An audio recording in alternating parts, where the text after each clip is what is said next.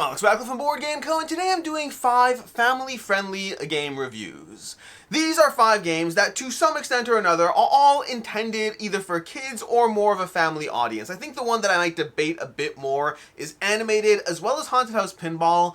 I could argue those are just as enjoyable by, more, gateway friendly as opposed to family friendly, but they all kind of fall into that vein. I'm going to go ahead and give you my brief thoughts on these games, a general overview of how they play, what they're doing, what I thought about them, a rating and all of that, links and timestamps to everything down below. Let's go from worst to best. I always have different orders, and I used to do it alphabetical. I actually don't know if I've ever done alphabetical. I've done box size, I've done random, I've done best to worst, worst to best. We're going to go worst to best today. Let's, unfortunately, start off with Sandcastles of Burgundy.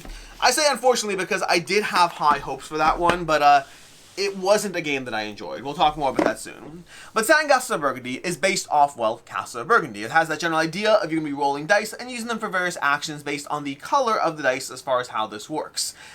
That's kind of where the similarities to Castle of Burgundy end. Now, make no mistake, the Castle of Burgundy is not meant to be a family-friendly game, and so when you have a iteration of that, some degree of changes have to be made. But this is primarily a memory game with a little bit of action selection based on the dice you roll, as far as whether you're trying to gather the resources, which castle you peek under. You're basically going to be putting things under the various castles, using your cards to transport them in order to go ahead and, I think it's the crab party or something like that. There's a whole thing you're doing thematically over here. But it's roll dice, have the 6 castle in play as far as which thing you have underneath it. I don't think it's good. I didn't enjoy it, and in general, I should note, ratings in family games are always going to be a bit trickier. We'll talk about that as we rate them. But my biggest criteria, ignoring a numeric score, my biggest criteria for these are, did I enjoy it, and did my kids enjoy it? That's my main gauge for every single one of these games, and I'll tell you for every single one of these games where that was. I did not enjoy the Sandcastles of Burgundy. I was very disappointed by it. Caveat that maybe that's on me. Maybe I'm just disappointed because the Castle of Burgundy is one of my favorite games. No, it's my favorite game of all time. And so maybe I wanted more from this, and that's not a fair standard to hold it up to.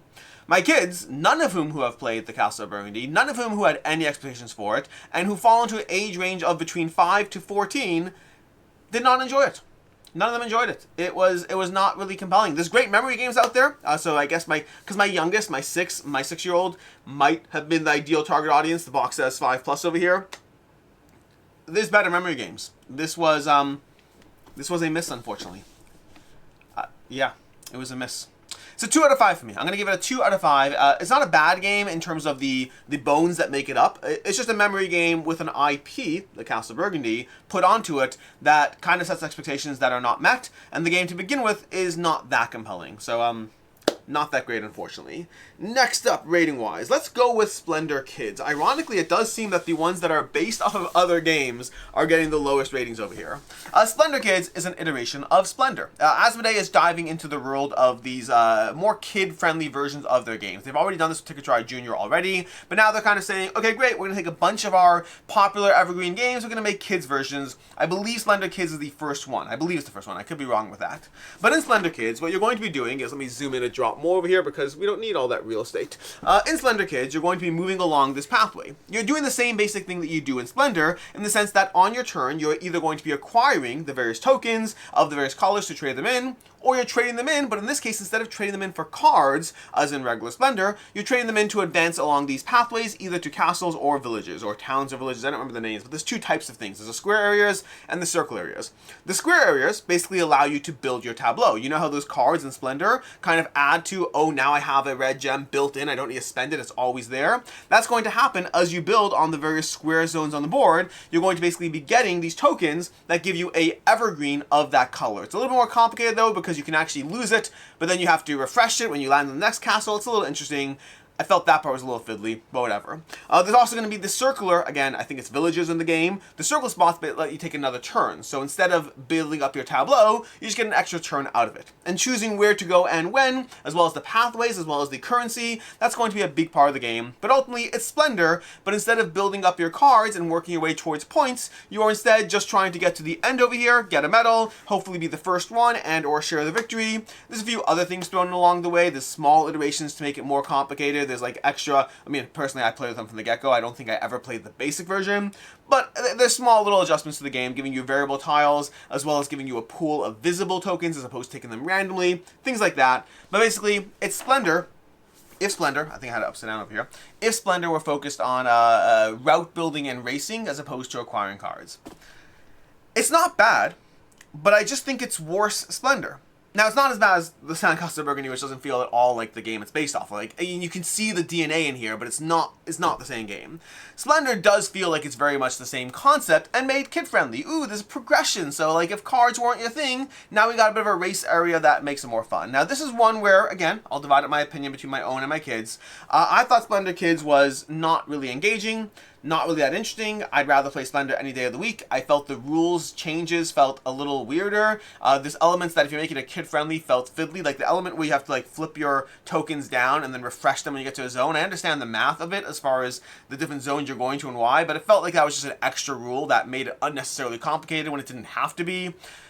It felt like a worse version of Splendor, and I already feel Splendor is very family-friendly accessible. I think there are better changes that could have made to the Splendor ecosystem that made it more kid-friendly while maintaining the DNA that made it a good game. This feels like in order to make it kid-friendly, they removed the DNA, and I don't think they had to do that. But it's not bad. It's not bad. My kids overall enjoyed it. For the most part, my kids enjoyed it. I think the only one who probably wasn't as much into it was my oldest, who has played Splendor. The others have not. So I think she may have felt a bit more like, I'd rather just play Splendor. But my younger kids enjoyed it. They thought it was fun. They went along the pathways. They did their things. They didn't love it necessarily. They haven't asked to play it since then, but they definitely did enjoy it. There's kind of three gauges with my kids. There's didn't like it, enjoyed it, but don't ask to play it again, and then ask to play it again. This is recent enough that I don't know where that is. Like, we played it a few weeks ago, so like maybe they'd ask to play it again at some point. I don't know. But overall, for me, rating-wise, I'm going to give it a 3 out of 5. It was fine. It feels like a step back from what Splendor is doing. From there, let's go into animated. Animated over here is another one that I had high hopes for. This is not based on any like other game, so to speak, although it does use the action system from Arc Nova, which technically was an action system from Civilization A New Dawn, I believe that's what it was. One of the Civilization games. But basically, in animated, what you're doing is you're kind of constructing these movie sets where the villains are trying to get in your way. It's a little meta as far as what's happening in the game. But ultimately, you're playing with this action card where you're taking actions to acquire various paints, to acquire cards. You're trying to time the actions. As the actions move through the row, they are stronger, so taking the actions later in the round is better for you. But you have to weigh that up against what you need to do to hold the villains at bay. You can have a variety of villains you face off against. You can have your various characters. The art is charming. The world building is charming. All the general things are charming. Charming is going to be a very important word if you play animated. And I did enjoy animated, but I found it to be fairly one-dimensional. The action system was the most interesting thing about the game, and there are other games that have done that action system in the past to better effect. I wanted to like animated. I love the art, the kind of nostalgia aspect, the semi-meta aspect of you're making the movies and the villains are interrupting. I can get behind that. It's whimsical. It doesn't make sense, but it's whimsical. I can do whimsical. I wanted to like animated a lot. The end result was that I merely enjoyed it. This one I'm going to give a 3 out of 5. I just enjoyed it. Didn't love it. I wanted more from it, and I thought it could have been more interesting. This one I've only played with my older kids, not my younger ones, but they kind of felt the same way. They enjoyed it, but without being overwhelmed by it. So it was a good game all around. Another 3 out of 5. A letdown because I really wanted to like this game from the world and the art, but it's not based on anything that's a step backwards like Splendor is. So like, it's still a 3 out of 5. I wanted to like it more. From there, we go to Haunted House Pinball. Now, Haunted House Pinball from Pandasaurus over here. First of all, I'm going to shout this out as the best cat toy you can ever get. I have 3 cats, and every single one of them loves playing with these. Because in Haunted House Pinball, what you're doing is you're setting up a cascading set of boxes over here. And those boxes have holes in them because ultimately what you're doing is you're flicking dice. You're flicking dice, trying to hit certain things, land them in certain zones, and trying to ultimately get points along the way while not losing the dice to the holes or getting them stuck in different ways. And so ultimately, if you've played it, this is tumbling dice in a significantly cheaper, more accessible version with a charming theme thrown onto it. So if you like games like tumbling dice, this is basically tumbling dice, but cheaper. Less premium, takes up less space, and it's a lot cheaper. But other than that, it's tumbling dice. You tumble the dice, and you try to get them to roll. They have a multiplier, they land in certain zones. It's cute, it's charming, it's accessible, it sets up quickly, it plays quickly. It is a lot of fun. Now again, going back to the cat thing, my cats love this game. If I put this game out, everything's going flying. I have to go find the dice because they like playing with them, batting them, putting their paws into the hole. They absolutely adore this game and they cannot get enough of it. As far as the game itself, because, you know, this may not be, I mean, there's cat toys that are more expensive than this game, but that's neither here nor there. As far as the game, it's fun. I like it. I will say I never loved tumbling dice. I always liked tumbling dice, and the key thing for me, which is just as true here, is I could argue their skill as far as where the die goes. Like, sure, I'm going to flip the die and it's going to go into that zone, and if I aim it well, it'll avoid the hole, it'll land on the 3 times multiplier. Sure. But which face the die lands on, I don't know. Like, maybe you have people in your group that can actually shoot that with a level of skill that actually matters.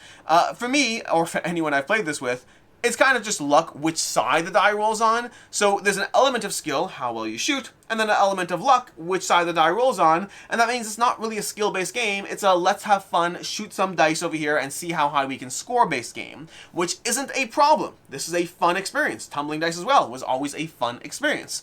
But it means that I don't look at this as a dexterity-based game in which the player who plays well wins. I look at this as a beer and pretzels game, although if you're playing with your kids, just the pretzels part, in which you just go ahead and flick some dice and see how well they can land. Overall, it's definitely a lot of fun. It has that fun factor, but it's not a game that has ever wowed me, neither the original game that it's based on, Tumbling Dice, nor this one. I'm going to give it a 3.5 out of 5.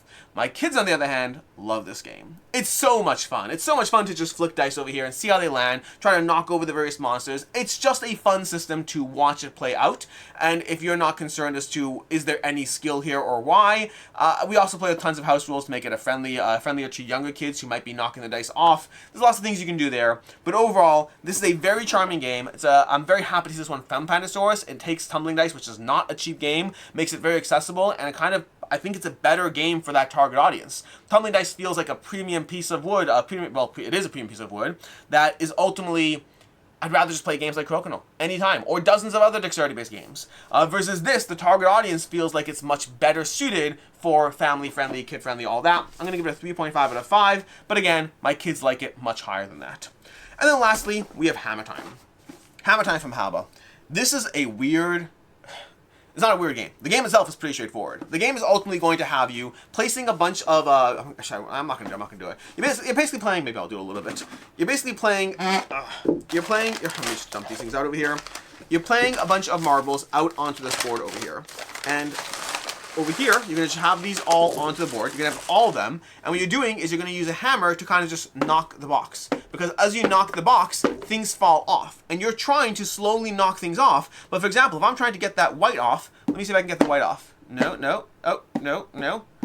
There we go. Got it off. Now you're trying to take these knocks over here, but you're limited because too hard a knock and too many things fall off, too light a knock and not enough things fall off, and unlike what I just did, you don't really have an infinite number of knocks over there. You have to go ahead and take a knock and hope you're able to get the right things off. Now you're doing all of this while trying to gather the various gems that go into various cart cards and trying to utilize various abilities as well along the way, and it has such a huge toy factor. This game, I cannot say enough good things about this game as far as the target audience. This is one of those few times where I don't like my rating system because, I've always said this, my ratings are how I feel about a game. And it's tricky when you apply that to games where I'm not the target audience for quite as much. So for example, I enjoy playing kids games with my kids.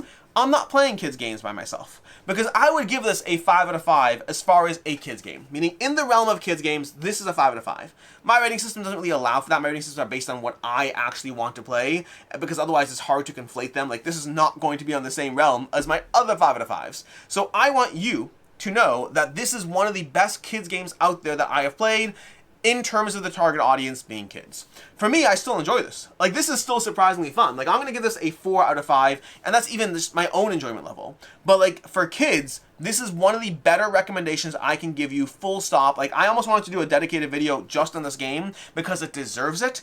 Unfortunately, I do find that, especially when it comes to children's games on my channel, they don't get as many views. Putting them in a roundup video does give them more views and more attention, and if I want this game to get more attention, well, then putting in a roundup video is actually doing it a better service than giving it its own dedicated video.